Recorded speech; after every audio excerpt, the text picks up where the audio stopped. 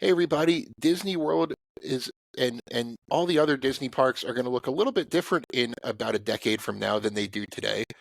Disney is spending $60 billion over a 10-year period on its experiences businesses. Those are the theme parks, the cruise line.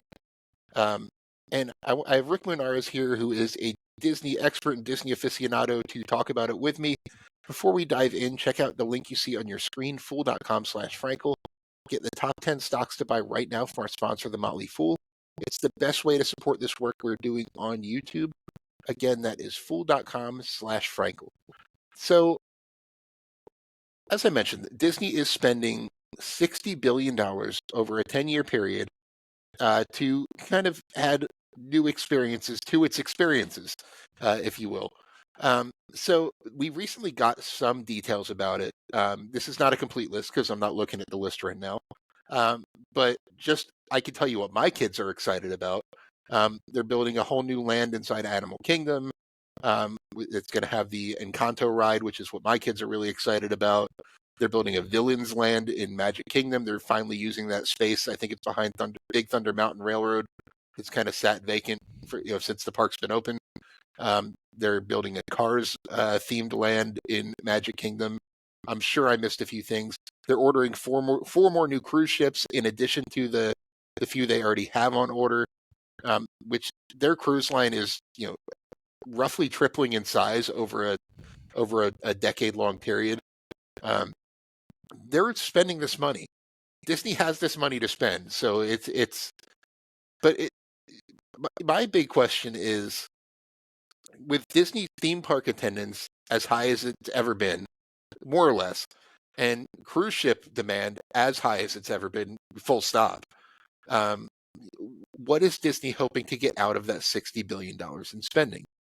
So, Rick, talk a little bit about the spending plan. Like, what is the kind of give us a little bit better details than just my kids want to go on the Encanto ride.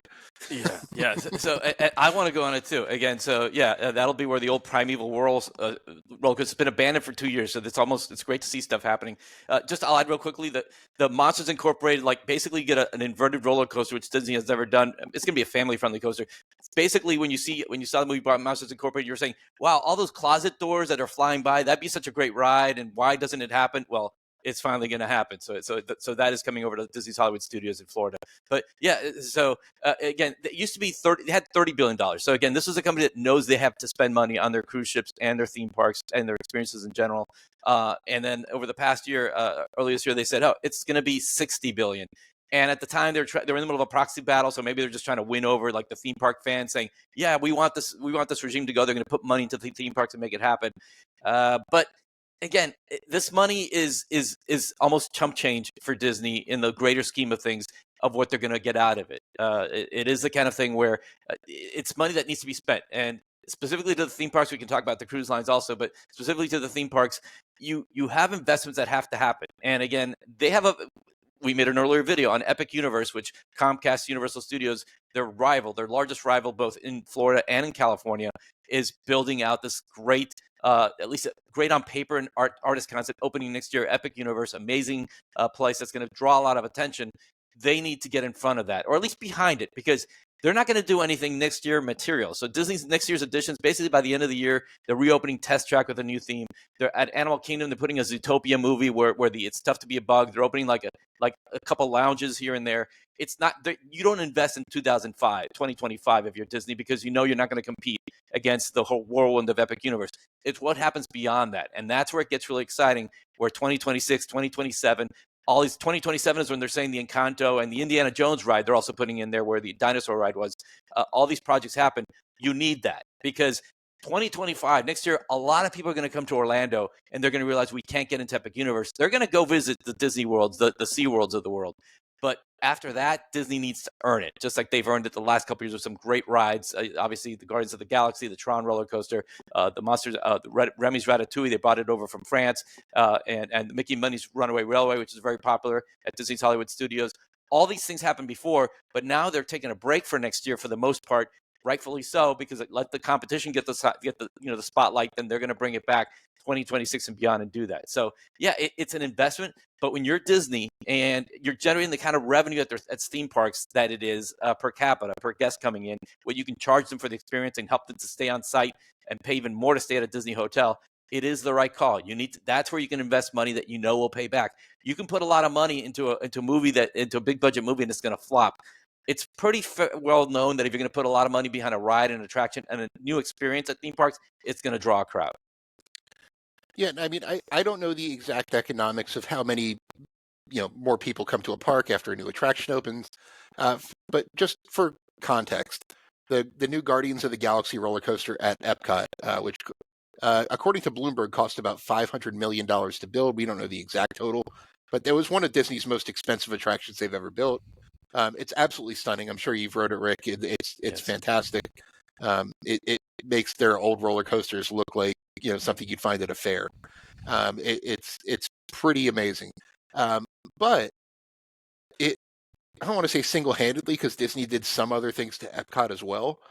But it for a lot of people, it turned Epcot from the park you would skip if you only had 3-day tickets to a must-do. So if they can use that $60 billion, and you mentioned they're pretty much skipping 2025, but after that they're spreading it out over several years of steady new attractions. If they can create that must-do kind of vibe over a 5-year period steadily, it could really pay off. Like I said, the economics are a little bit tricky. It's really tough to say like who would have gone anyway, who wouldn't have. Building the cruise ships, and I can kick it back to you for some more on the attractions in a second. The cruise ships are a little more straightforward. Just let's say, for sake of argument, Disney spends $1 billion on a cruise ship. Cruise ship has 5,000 passengers. The average person, and this is very conservative for a Disney cruise, they charge $1,000 a person in cruise fare. That equals $5 million per cruise, plus whatever the guests spend on board on things like drinks and things like that.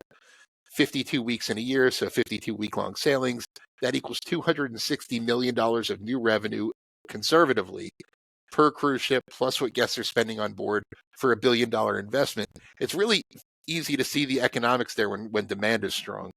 So do you think, here's just we'll kind of bring it home with this. Do you think that the spending, which it looks like the majority is going to be in the parks, the vast majority is in the parks. The cruise ship orders will be like $5 billion of that 60. Do you think Disney is going to get its money's worth? I do, and again, we can quantify the Guardians of the Galaxy ride somewhat. Again, we do have theme park. Disney doesn't put out their annual theme park. They don't tell you how many people go through their turnstiles. Some parks do. They protect it. But there's a company called Themed Entertainment Association that they get together with another AECOM company, and every year, it used to be in the springtime, like May or June, they'd put out their annual forecast. There was a delay this year, but it happened just early this month. So it happened in early August. They put out their attendance numbers, and so Epcot opened Guardians of the Galaxy last year, the year before technically, but just to see the impact of what happens with that new big ride with Epcot.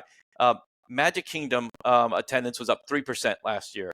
Hollywood Studios was down 6%, but Epcot was up 20% in 2023. And so even if you say, well, okay, maybe that's just a use case. If you look at Universal Studios, so Universal Studios Florida and Universal Studios Islands of Adventure, their attendance declined.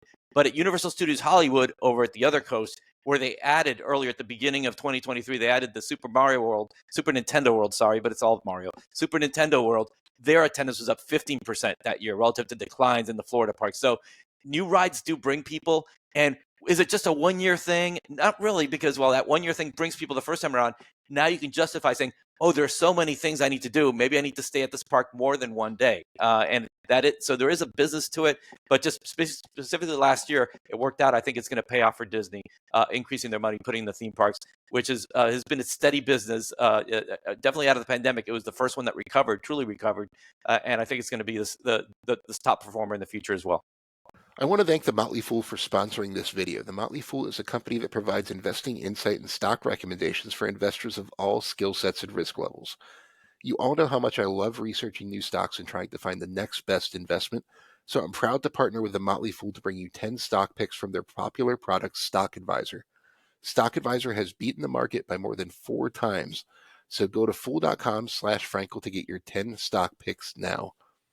The Motley Fool Stock Advisor returns are 650% as of April 16th, 2024, and are measured against the S&P 500 returns of 148% as of April 16th, 2024.